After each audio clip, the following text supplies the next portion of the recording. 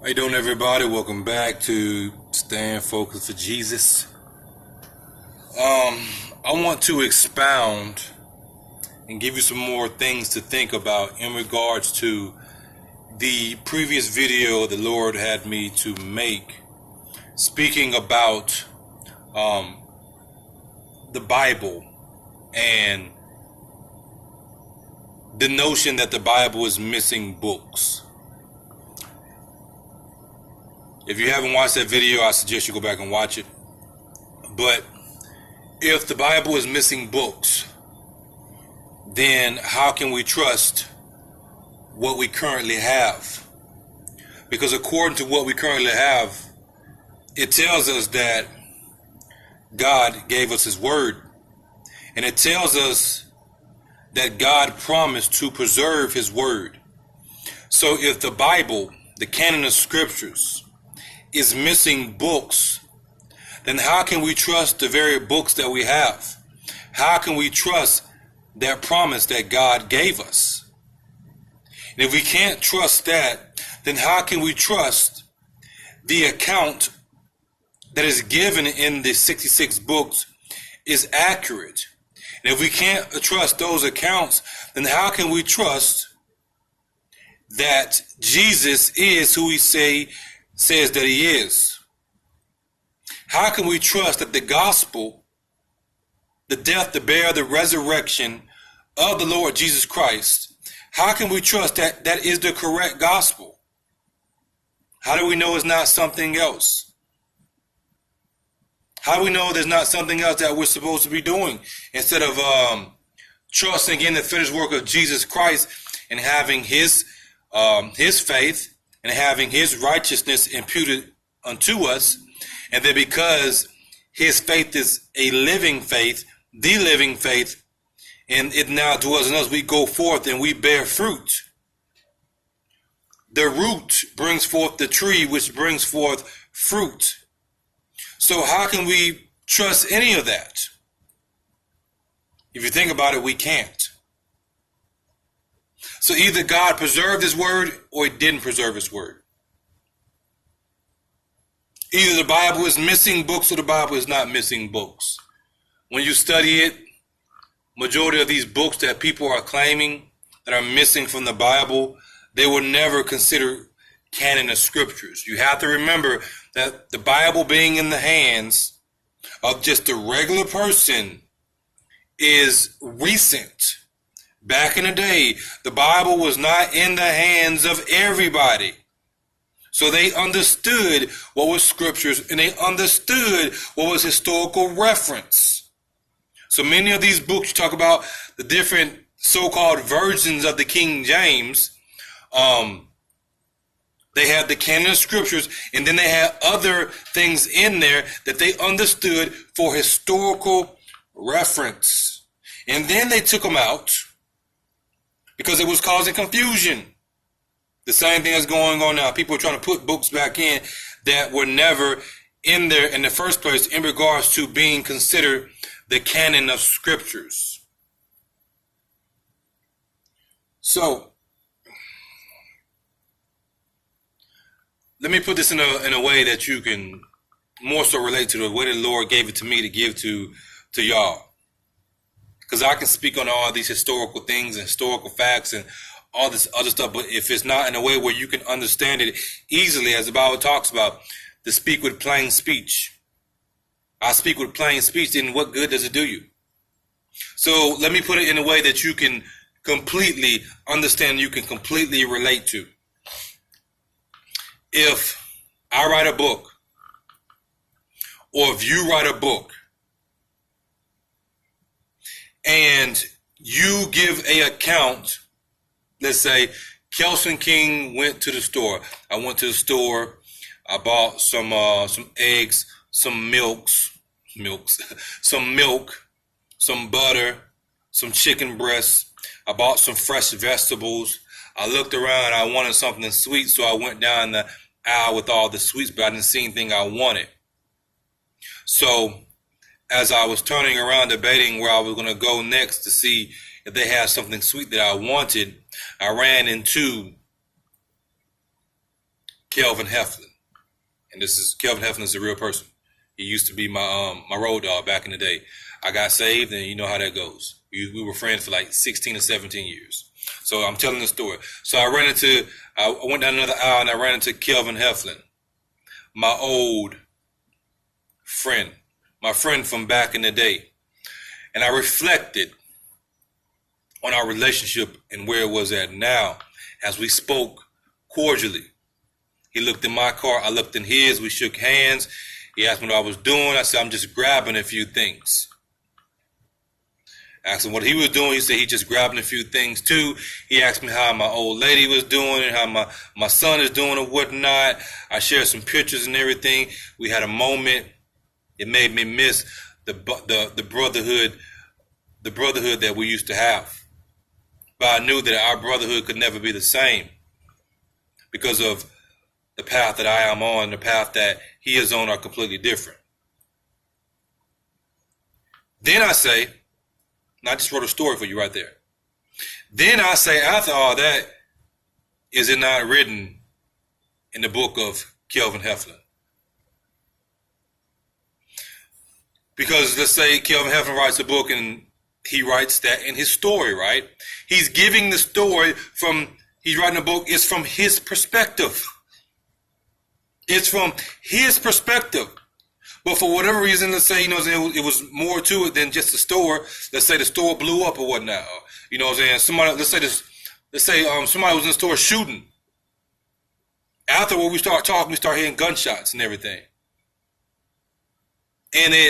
And we was on TV and whatnot, and we were talking about it because let's say we end up saving the day or something like that or whatever. We end up coming together and we end up being so-called heroes. We took the guy down and everything. So you know how it goes. People start writing books and stuff like that. Yeah, that gives a better backstory than just you writing a story about you went to the store, you met your homeboy or whatnot, you ran into him, whatever. Yeah, so there was shooting in the store. And then we ended up being the so-called heroes. We took them down and everything. They had us on. We was making our rounds on TV and stuff like that. And then, after that, you write a book. So I'm writing a book from my perspective. I was just going to the store to get some groceries. Didn't know that all this was going to transpire. He writes a book from his perspective. He would just come into the grocery store to get whatever he was getting, or maybe he was just coming in there to waste some time. I don't know. Whatever he writes in his book. But in my book, I'm giving my perspective, and I say, hey, it's also written in the book of Kelvin Heflin. Of course, whatever the title of his book is. And then in his book, he writes, it's also written in the book of Kelson King. I'm not saying... me mentioning his book is not me saying that his book is the authoritative over my perspective. It is me saying that I'm giving another witness that this account, my authoritative perspective, did happen. So when the Bible is saying, is it not mentioned in this book? Is it not mentioned in this book? Is it not mentioned in this book? That's exactly what it's talking about. It's not saying that these books are the authoritative figure over the Bible and the perspective of God and Hebrew Israelites, of this perspective of Israelite perspective, that these books are authoritative over their perspective. No, it's giving another witness. Because, of course, the Bible is going to be biased toward that perspective because the perspective is from the perspective of God. It's just a matter of you having to weed through the stories and find out what's true and what's false. In the same way, if I write a book about the story I just told you, which that didn't happen, but, just bear with me. And then you read my book and you read his book and you're like, man, there's some contradictions up in here.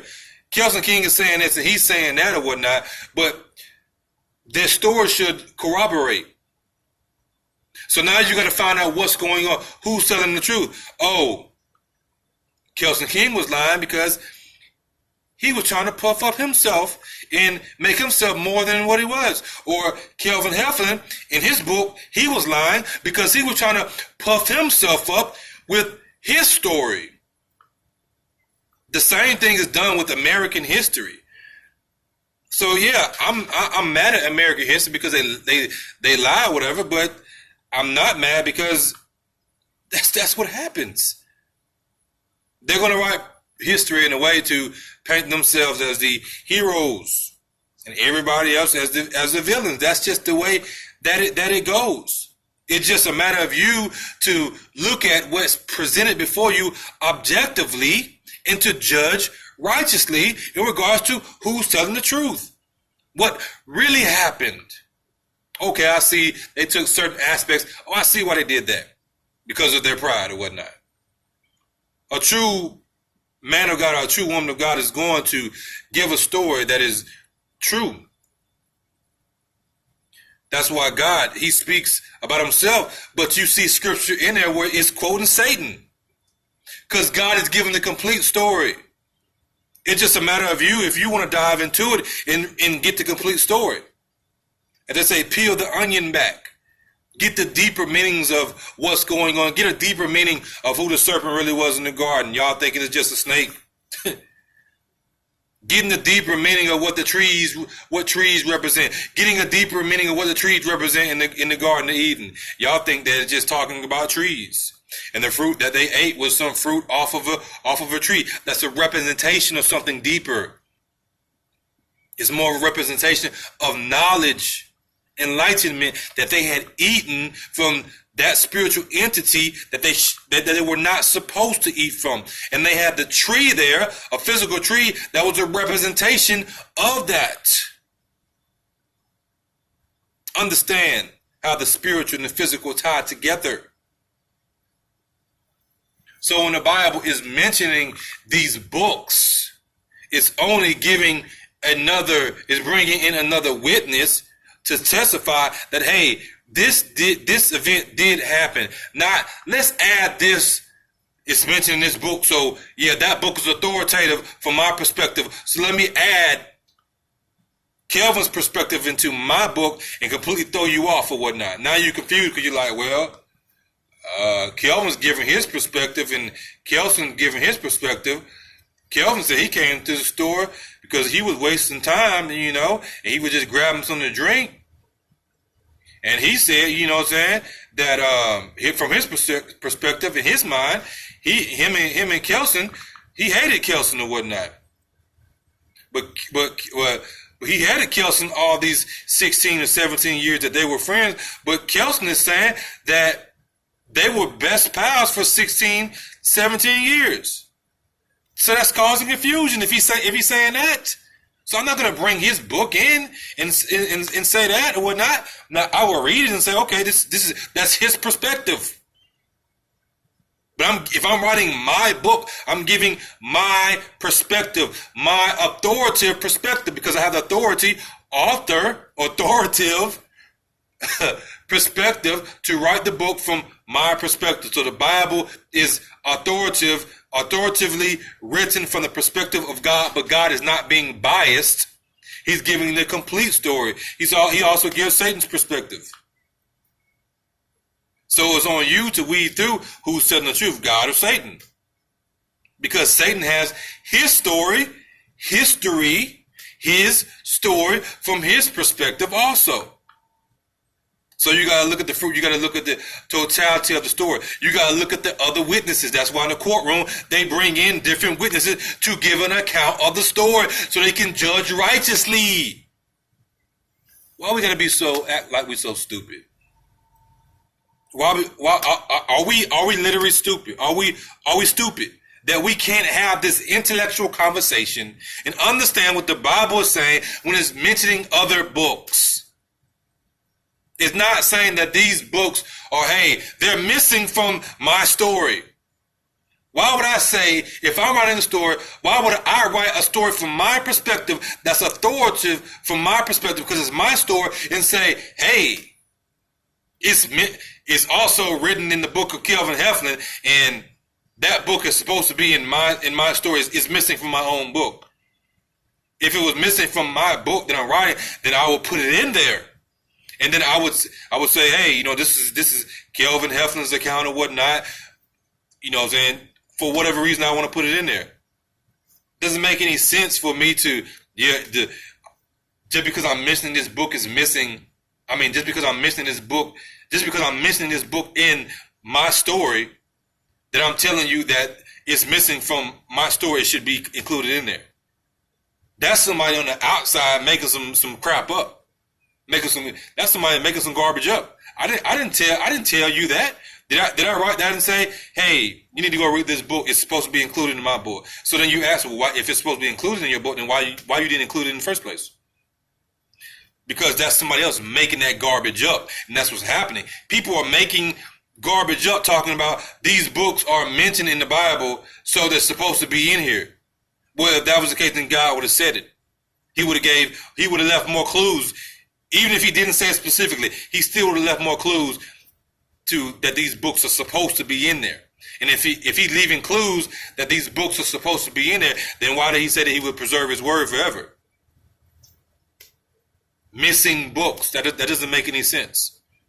If it's missing books, then how can I trust the 66 books that I already got? I can't. If I can't trust them, then I can't trust what they say. If I can't trust what they say, then I can't trust the gospel. If I can't trust the gospel, then how can I trust in what I'm believing in? How can I have true faith? And if I can't have true faith, then how can I go forth in power and authority to do in action the faith that I say that I have? How can I trust that Jesus Christ is going to preserve me? How can I trust that I'm going to be in heaven and I'm going to rule and reign with Jesus Christ if I can't even trust him saying to trust his word? It makes absolutely no sense when it's put under the scrutiny of spiritual intelligence. The problem is majority of people don't have spiritual intelligence to even have this type of intellectual conversation, to think on that spiritual capacity. Again, if I mention a book and say it is written, is it not also written in the book of Kelvin? Am I telling you that the book of Kelvin is the book of Kelvin is a missing book from the Bible, or a missing book from my story that it needs to be included? That's something that somebody making up so they can exalt themselves and, and keep on sending you down a rabbit hole or whatnot. And let's go even deeper with it. If I commission somebody to write my story, as God, you can say, commission his holy men to write down what he gave them to write down. If I give somebody the power and authority, because you got people that's ghostwriters, you got people that write stories based off of what you want them to write. They will write it down, they will do that. So you're giving them the authority to write the account how you want it written. Whether it's a blog or whether it's a book and stuff like that. Right? They're going to write it from what you tell them to do. Because you're giving them the power to do it, which in this case, it would be you giving them the money. You giving them the money. In exchange, they're going to write down your account, your book, from your perspective. They're going to write it in their words. But it's going to be from your perspective, and you're going to, no, I don't want that right there. No, change that or whatnot. And they say, okay, we'll change that. It's still your book. You just gave them the authority to write the book on your behalf. Now, if you're giving them the authority to write their book on your behalf, are you giving them the authority if they say it is also written in the book of Kelvin Heflin, that book is authoritative to your story? Absolutely not. You didn't give them permission to add that book in there.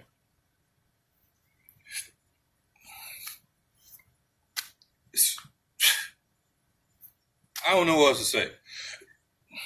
But since I ain't got nothing to say, I don't know what else to say, we're gonna leave it at that.